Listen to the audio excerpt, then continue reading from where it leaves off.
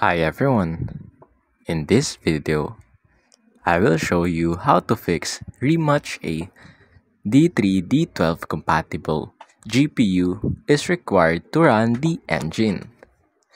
So first, let's check if your GPU is compatible with DirectX 12.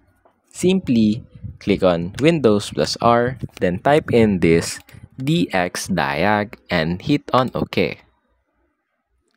Now wait for it. Then here, go to display and look for this Direct 3D DDI. It should say 12.1 or higher. But if it's lower, that means your GPU is not compatible with DirectX 12. You need to upgrade your GPU and able to fix this. Now, if it says 12, let's try to first update your graphics drivers.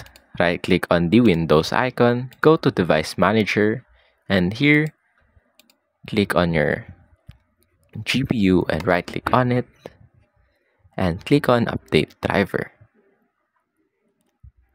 Then after that, if still didn't work, try to download or reinstall the DirectX through your Chrome. And that's basically it.